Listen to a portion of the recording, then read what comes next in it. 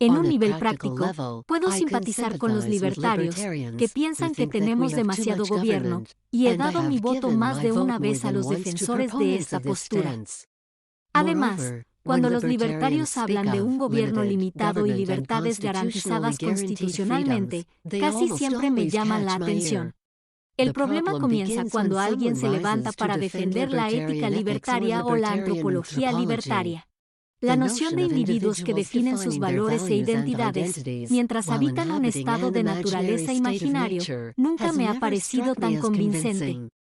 Aún más relevante para mi argumento, no hay nada de derecha o incluso vagamente conservador en la forma en que los libertarios abordan la cuestión de la libertad. A diferencia de la comprensión de los derechos esenciales de Aristóteles o Burke, lo que los libertarios entienden como libertad es un bien universalmente compartido al que las personas de todas partes tienen derecho en virtud de ser individuos. Aunque no prohibiría que otros adopten tal punto de vista, no tengo idea de que lo hace específicamente de derecha.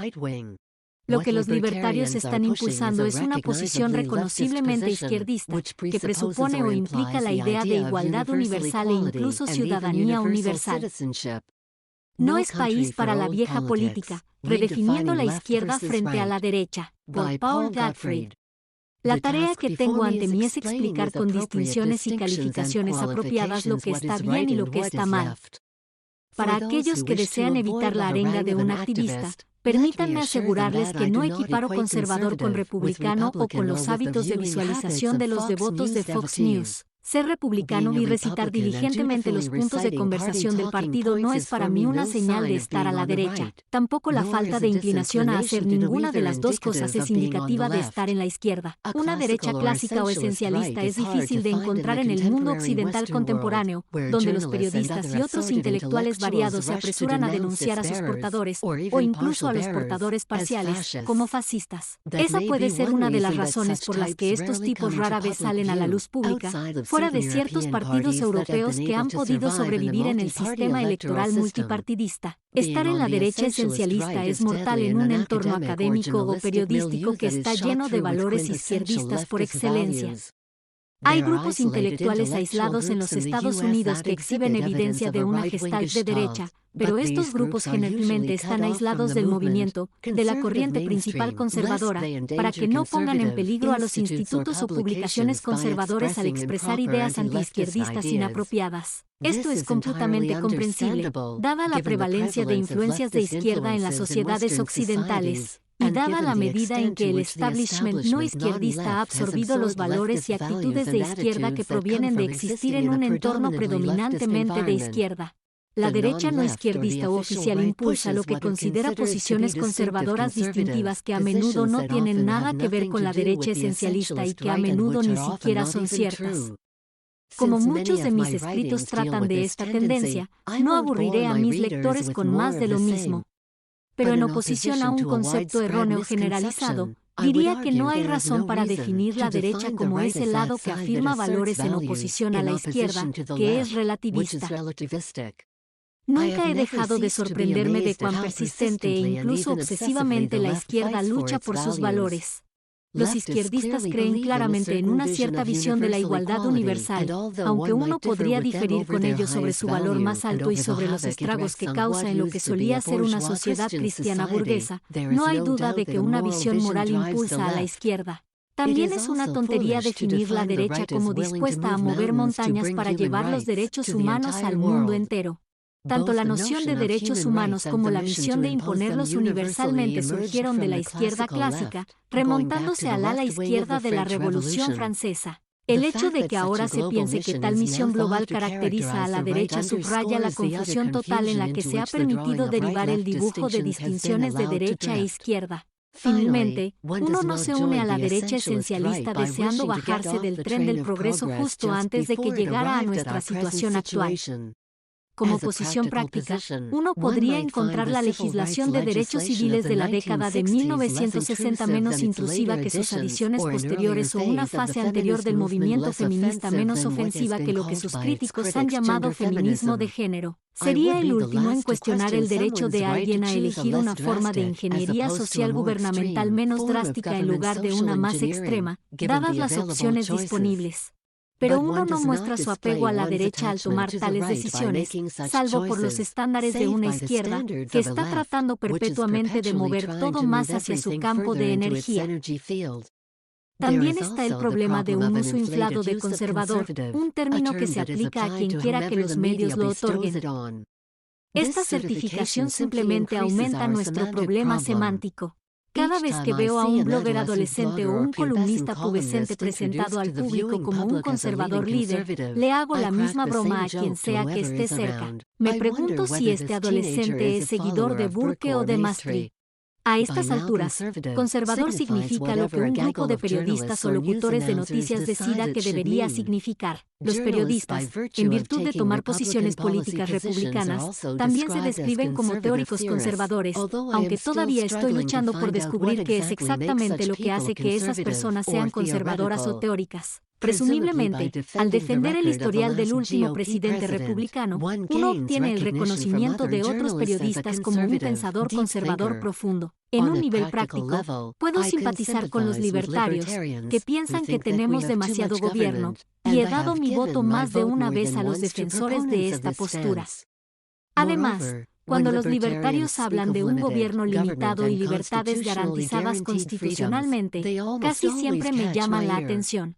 El problema comienza cuando alguien se levanta para defender la ética libertaria o la antropología libertaria. La noción de individuos que definen sus valores e identidades, mientras habitan un estado de naturaleza imaginario, nunca me ha parecido tan convincente. He notado, en oposición a esta cosmovisión libertaria, el impacto que las fuerzas sociales y culturales han tenido en nuestras vidas. Estas son las fuerzas por las que no elegimos ser influenciados, pero que dan forma a nuestros seres y sistemas de creencias. En cualquier caso, traemos con nosotros un contexto preexistente, incluso si persistimos en creer que nos creamos a nosotros mismos ex nihilo o por fuerza de voluntad, e incluso si a veces conservamos la opción de tomar decisiones significativas. Aún más relevante para mi argumento, no hay nada de derecha o incluso vagamente conservador en la forma en que los libertarios abordan la cuestión de la libertad. A diferencia de la comprensión de los derechos esenciales de Aristóteles o Burke, lo que los libertarios entienden como libertad es un bien universalmente compartido al que las personas de todas partes tienen derecho en virtud de ser individuos. Aunque no prohibiría que otros adopten tal punto de vista, no tengo idea de que lo hace específicamente de derecha. La visión clásica conservadora y más correcta de la libertad, y hay una distinción histórica entre los dos flujos de las implicaciones legales de alguien que se encuentra en una sociedad en particular, unidos por costumbres compartidas y deberes distribuidos. De este punto de vista, que los opositores a la Revolución Francesa idearon como argumento defensivo, surgió un concepto de libertad socialmente situada que no tiene nada que ver con la idea libertaria actual. Lo que los libertarios están impulsando es una posición reconociblemente izquierdista, que presupone o implica la idea de igualdad universal e incluso ciudadanía universal. Aquellos que podían apreciar esta posición conservadora clásica, como Russell Kirk, Eric von Kunal-Leden y Robert Nisbet, fueron comprensiblemente apagados por los pronunciamientos libertarios. Contradecían lo que estos pensadores reconocían como socialmente verdadero y que olía a principios emanados de la Revolución Francesa. Una vez más, estoy hablando aquí solo del libertarismo como un cuerpo de dogma. No tengo ninguna disputa con los resultados a menudo saludables que pueden surgir de los ciudadanos de mentalidad libertaria que critican la tiranía administrativa. Habiendo repasado esta lista de lo que un conservador o un derechista no creería, tal vez debería indicar ahora el artículo real. En el prefacio de su antología de ensayos, Liberalismo antiguo y moderno, Leo Strauss se propone definir la cosmovisión conservadora esencialista alrededor de 1960. Sus exponentes consideran el Estado universal y homogéneo como indeseable, aunque posible, o como indeseable e imposible.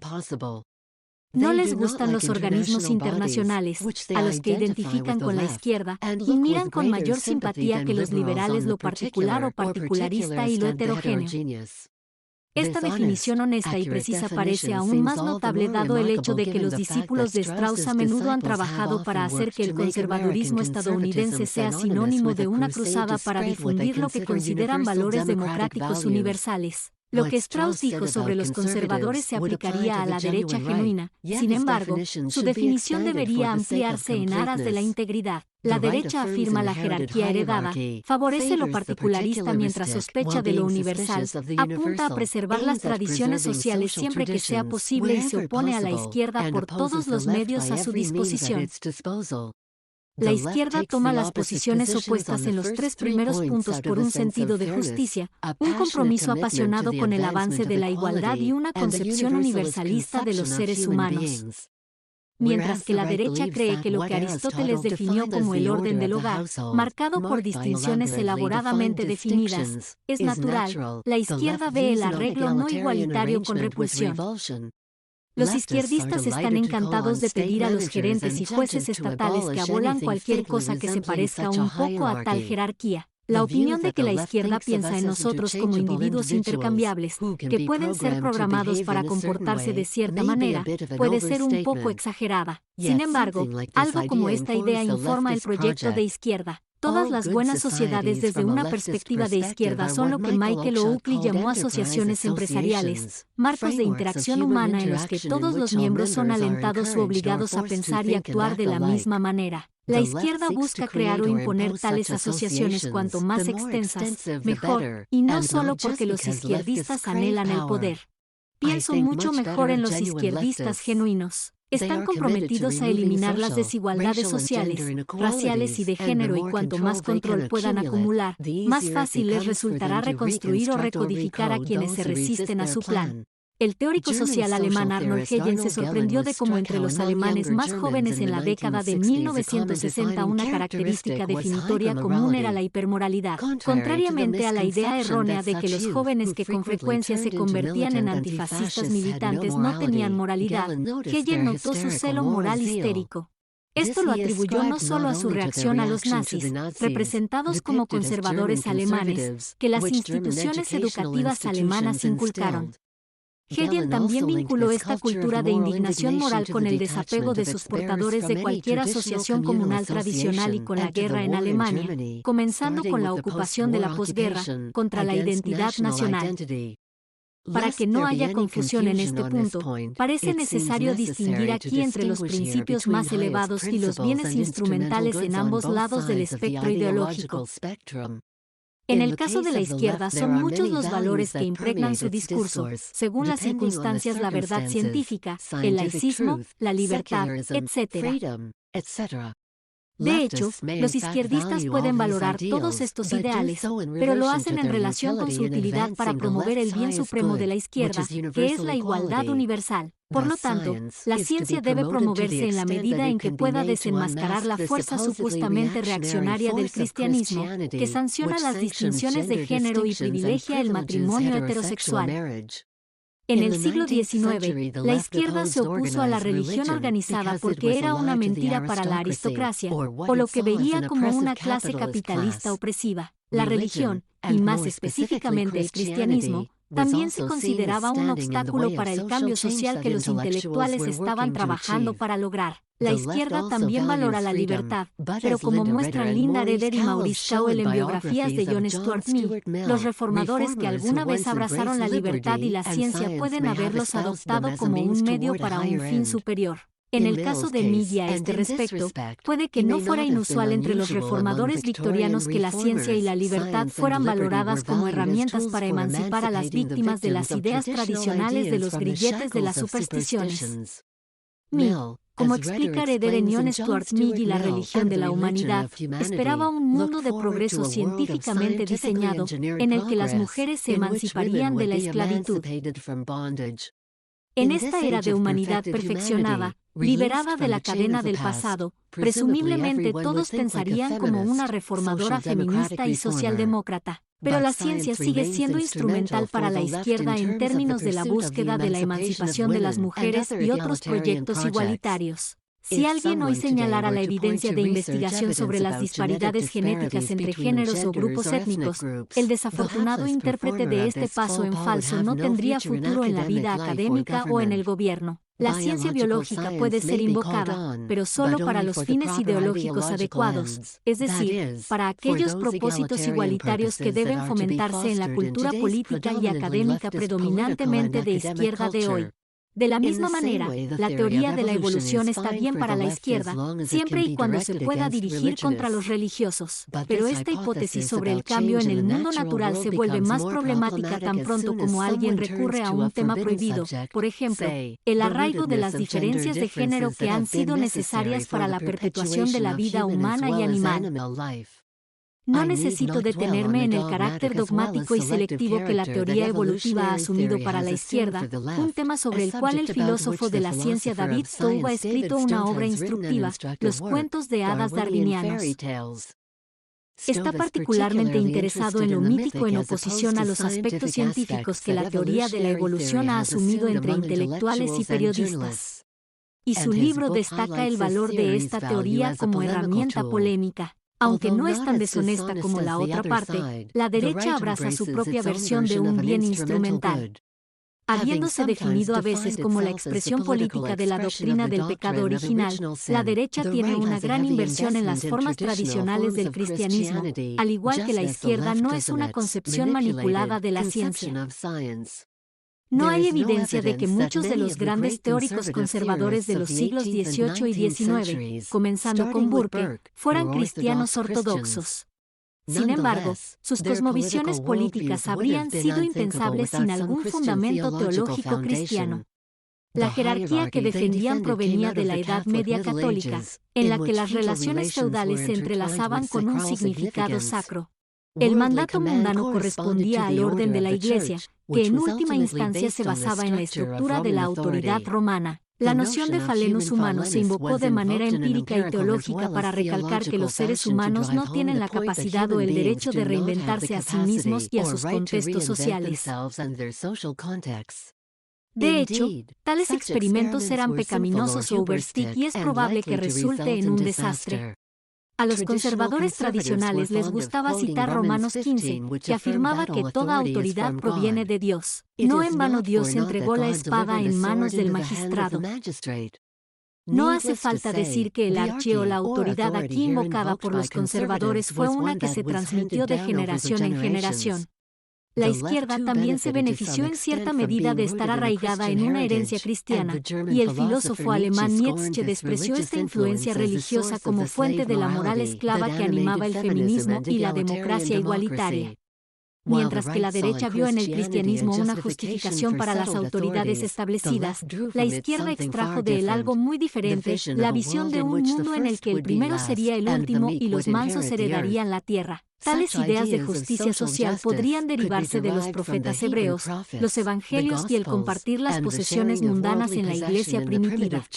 Sin embargo, a diferencia de la derecha, la izquierda ocultó sus muertos a la tradición religiosa occidental, alegando que lo que enseñaba estaba científicamente fundamentado o provenía de fuentes seculares. Esta negación de la paternidad ha llegado tan lejos que los marxistas y los marxistas culturales han tratado de erradicar cualquier influencia explícitamente cristiana en sus sociedades. Pocas veces se ha visto un trabajo más dramático del complejo edípico. La izquierda moderna, como han observado Christopher Dawson y Mircea Eliade, sería impensable fuera de la matriz claramente cristiana, incluso más que judaica, en la que se formó. La derecha y la izquierda tienen identidades históricas y definiciones esencialistas y puede ser necesario entrar en ambos conjuntos de características para dar sentido a nuestros puntos de referencia. Se suele mencionar en una discusión de este tipo que la distinción entre derecha e izquierda se formalizó durante la Revolución Francesa, de acuerdo con la ubicación de las facciones políticas en la Asamblea Nacional. Aquellos que estaban a favor de un mayor cambio revolucionario fueron asignados al lado izquierdo del anfiteatro, y aquellos que sentían que el proceso de cambio había ido demasiado lejos y que podría tener que revertirse se sentaron en el lado derecho. En la monarquía liberal clásica de Julio, establecida en 1830 y derrocada para para dar paso a la Segunda República Francesa en 1848, había dos facciones parlamentarias principales, un partido de resistencia y un partido de movimiento. Esta distinción encapsula lo que muchos ven de una manera demasiado simplificada como la diferencia básica entre la derecha y la izquierda. Una es el partido de pararse o hacer solo los cambios necesarios, mientras que la otra está tratando de impulsar un proceso de cambio ya iniciado que nos aleja del pasado. Pero también hubo una división más ideológica que entró en la política europea y se reflejó en lo que los partidos en Inglaterra, Alemania, Francia y otros países europeos llegaron a representar en el transcurso del siglo XIX. Estas divisiones tenían una base social y estaban impulsadas por diferentes visiones del bien social, y separaban a los partidos de la aristocracia, el campesinado y las iglesias establecidas de la derecha de los autodenominados partidos liberales de la burguesía ascendente en el medio a los partidos socialistas y socialdemócratas de la clase trabajadora urbana en la izquierda. Como el sociólogo germano húngaro Karl Mannheim muestra una ideología y una utopía y Dasenkens conservador, las fuerzas político-sociales que se hicieron significativas en el siglo XIX estuvieron acompañadas de cosmovisiones distintivas.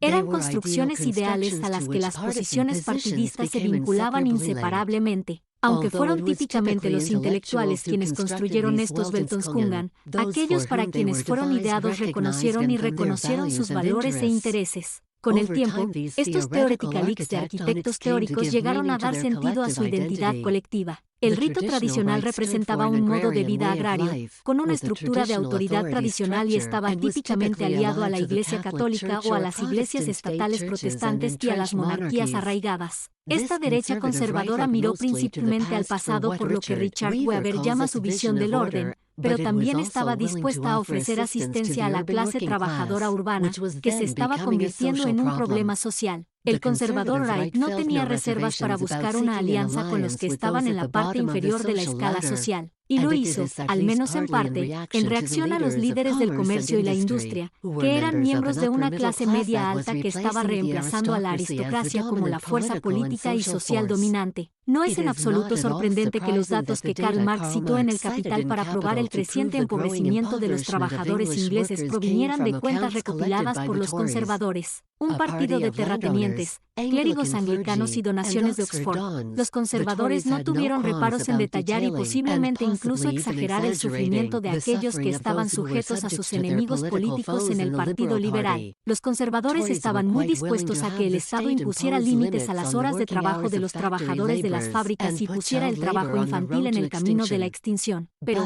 como demuestra la carrera de Benjamin Netanyahu, mantenerse firme a favor de la protección arancelaria para el grano inglés y la jerarquía de los escuderos ingleses no podría dañar una carrera política conservadora a mediados del siglo XIX. Disraeli, que se autodenominaba un demócrata conservador y que favorecía una alianza de la derecha inglesa con la clase trabajadora, saltó a la fama política en la década de 1840 como opositor a la derogación de las leyes del maíz, cuyo efecto era mantener el precio del pan más alto para los pobres urbanos de lo que hubiera sido el caso si el grano extranjero estuviera disponible a precios más bajos.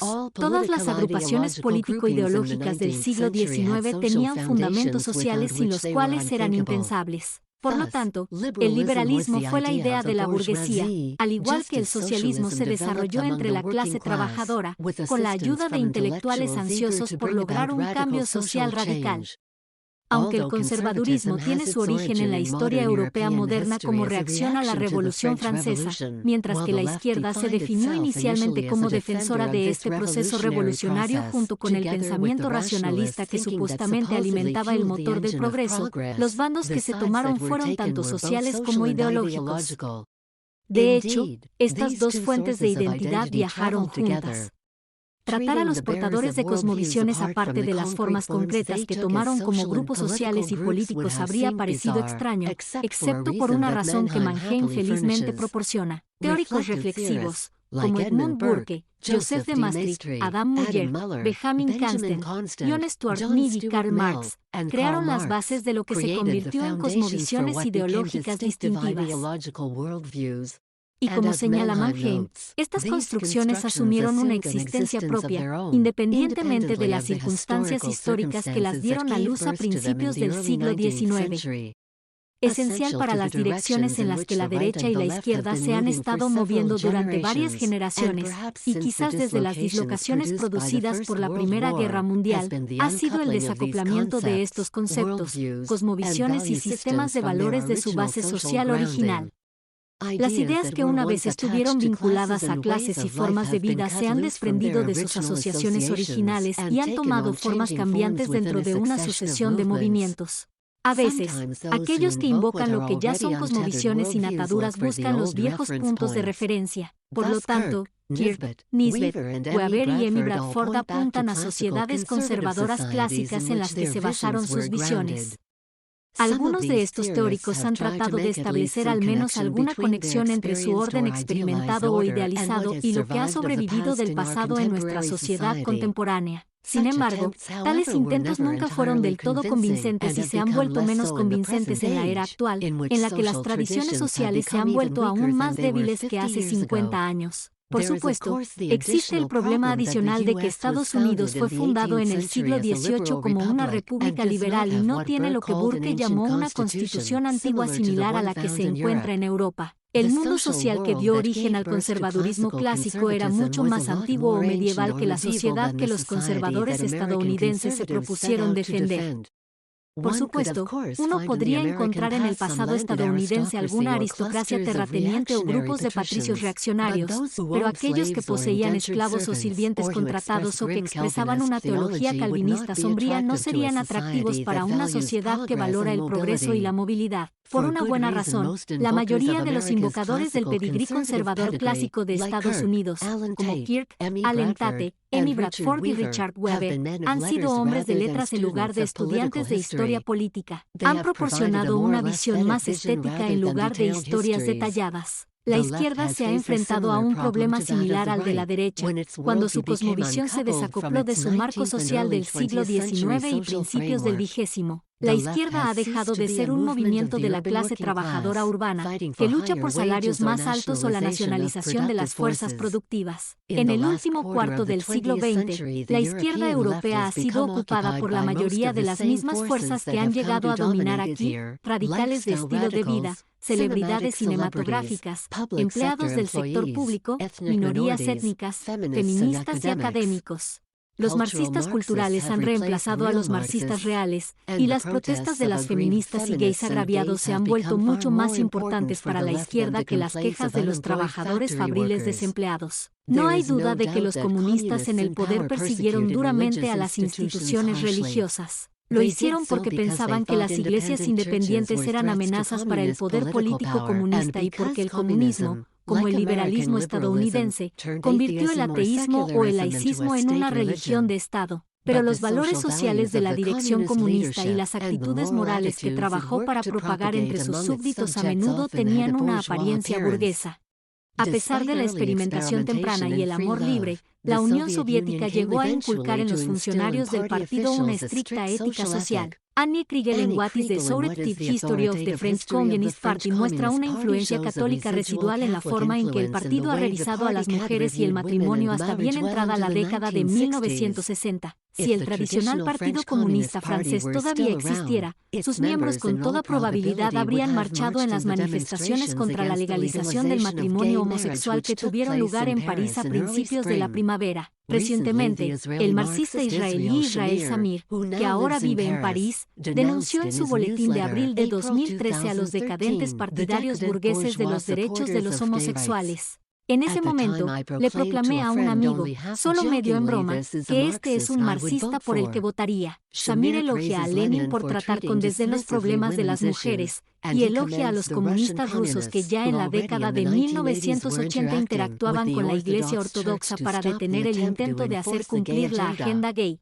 Junto a nuestros periodistas republicanos conservadores que han defendido el matrimonio homosexual, Samir y Lenin parecen casi medievales en sus puntos de vista sobre la familia. A pesar de sus formas cambiantes, a diferencia de la derecha, la izquierda se ha mantenido política y culturalmente potente, y una variante reconocible de su cosmovisión ha prevalecido en todo el antiguo occidente cristiano. Parte de la fuerza de la izquierda, como comencé este ensayo afirmando, se puede ver en cuán a fondo sus ideas se han filtrado en lo que pretende ser la derecha. Uno se encuentra con la cosmovisión de una izquierda incluso en lo que dice resistirse a sus avances. En la presente dispensación, la izquierda tiene todas las cartas buenas. Es probable que el universalismo, la igualdad, los derechos humanos y la democracia gestionada sigan siendo los símbolos políticos dominantes. Se permitirá que la libertad sobreviva en la medida en que pueda hacerse compatible con la igualdad. Las instituciones cristianas serán toleradas en la medida en que enseñen los valores requeridos e inculquen obediencia a un Estado de izquierda. Esto sucederá en parte porque el Estado moderno ha expandido su poder a expensas de las instituciones intermedias, incluidas las iglesias y las comunidades. Pero esta toma de poder también ha ocurrido, al menos en parte, debido a la totalidad de la visión izquierdista, que abarca y trabaja para reconstruir todos los aspectos de la vida.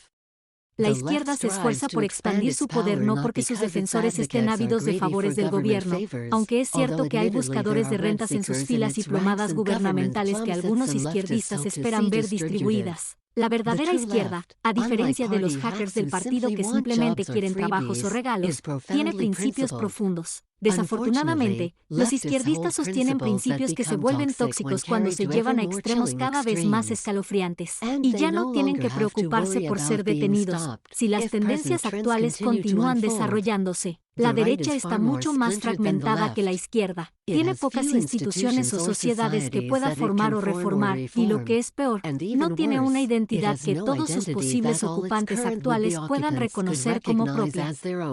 La derecha no solo está libre de ataduras, sino que tiene una variedad de grupos que luchan por definirla. Aunque la derecha real o esencialista puede despreciar a la derecha inventada por los medios de comunicación, estos habitantes de la corriente principal tienen la ventaja de participar en discusiones televisadas a nivel nacional. Estos conservadores designados disfrutan de al menos cierta aceptación periodística cuando aparecen como la oposición respetable. No se detienen en conceptos abstractos, sino que proporcionan fragmentos de sonido en una era de comunicación de masas. Pero el éxito de este derecho artificial en relación con uno más verdadero también surge de otras circunstancias.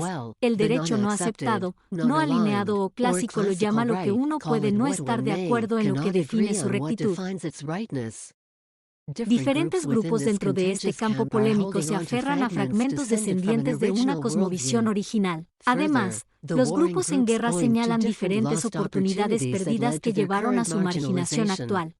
No sería una exageración afirmar que todos estos grupos divididos pueden reclamar alguna asociación con una cosmovisión conservadora primordial, tradicionalista cultural, anarquistas de derecha, imitadores de la derecha revolucionaria europea y teócratas cristianos.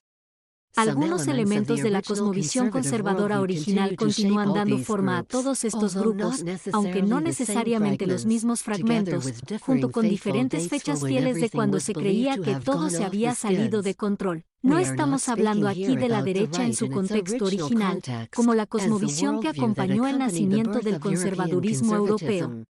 Estamos viendo el final de un proceso, aquel en el que una cosmovisión particular, una vez separada de su hogar original, fue absorbida selectivamente en una variedad de movimientos. Aunque los grupos o movimientos dentro de este rito continúan rechazándose entre sí como sectas rivales anabautistas o jasídicas, están unidos por tres características. Todos revelan algún vínculo conceptual con la cosmovisión conservadora original. Cuando defienden la autoridad heredada, apelan a las tradiciones ahora rotas como fuente de comunidad y enfatizan las identidades arraigadas. Estos grupos comparten una aversión instintiva por el valor más alto de la izquierda, que es la igualdad, y cada uno está reaccionando a la falta de moderación con la que la izquierda implementa ese valor. Pero los grupos marginados de la derecha no pueden ponerse de acuerdo sobre una estrategia que todos puedan seguir para hacer retroceder lo que la izquierda considera progreso social. La izquierda tiene una visión, pero la derecha no. La izquierda cree fervientemente en el triunfo de una religión de la humanidad, basada en un Estado universal, en el que la condición humana se pueda estandarizar y homogeneizar a través de una gestión sensible. La derecha, por el contrario, no tiene una imagen de un futuro feliz. En este sentido, es diferente de aquellos republicanos convencionales que desean volver a los días felices de Bush II o tal vez a los días de gloria de la administración Reagan. La derecha verdadera o esencialista simplemente quiere detener un proceso de desarrollo y, si es posible, revertirlo. Aunque una visión precisa del orden era inherente al conservadurismo clásico, ha desaparecido de la derecha y ahora ha sido reemplazada por una sensación de desesperación. Esta continua pérdida de terreno es desalentadora para aquellos que luchan contra la era hostil, y desarrollos comparables han superado a la derecha independiente o a aquellos grupos que la componen en algunos países europeos. En Alemania, en el momento de la reunificación nacional a principios de la década de 1990, el Paseo Nacional vibró con entusiasmo ante la perspectiva de un país unificado. Los alemanes por fin podrían quitarse el silicio y las cenizas y ya no tendrían que verse a sí mismos como una nación paria. Su momento decisivo no sería su derrota en 1945, y ya no tendrían que escuchar sobre la carga de toda su historia, como preludio de Auschwitz. Volverían a ser una nación orgullosa y unificada, como lo fueron en 1871, y una que está libre de totalitarismos nazis y comunistas. Nunca ningún derecho calculó tan mal. Antiguos funcionarios comunistas y agentes de la policía secreta comunista se trasladaron a puestos gubernamentales en la República Federal, intercambiando sus identidades comunistas prosoviéticas por identidades culturales marxistas. Un partido de izquierda se convirtió en una fuerza importante en la política alemana formada por comunistas apresuradamente disfrazados como Gregor Gysi. De hecho, incluso la actual canciller de Alemania, Angela Merkel, resulta haber sido una comunista complaciente, casi hasta el momento en que cayó el muro de Berlín. Con la esperanza de protegerse contra las ansiedades expresadas por periodistas y políticos occidentales sobre una investigación sobre el nacionalismo alemán, los cancilleres alemanes, desde Helmut Kohl hasta Merkel, han financiado sin vacilar una cruzada organizada por el gobierno contra la derecha. Esta empresa ha sido poco más que una caza de brujas dirigida por izquierdistas asediados, incluidos comunistas de larga data. Ningún político que haga carrera en Alemania expresaría sentimientos patrióticos con demasiada fuerza o sugeriría que no está esperando ansiosamente una mayor absorción de Alemania en la UE. Cultural y socialmente, las élites alemanas han empujado a su país dramáticamente hacia la izquierda desde la reunificación. La razón es que incluso lo que puede comenzar como momentos propicios para la derecha puede volverse rápidamente en la dirección opuesta sin los recursos para aprovechar las situaciones históricas. A lo largo de mi carrera me he ganado la reputación de ser un aguafiestas cuando hablo con miembros de la derecha genuina y espero que esta presentación sea vista como una ilustración más de lo obvio. Lo que diría en mi defensa es que hay valor en evaluar los obstáculos de uno antes de intentar escalar una montaña. Hoy he llamado su atención sobre la carrera de obstáculos que se avecina para aquellos que forjarían una alianza de derecha. Huelga decir que le deseo éxito, como observador comprometido, al tratar de negociar esta tarea hercúlea.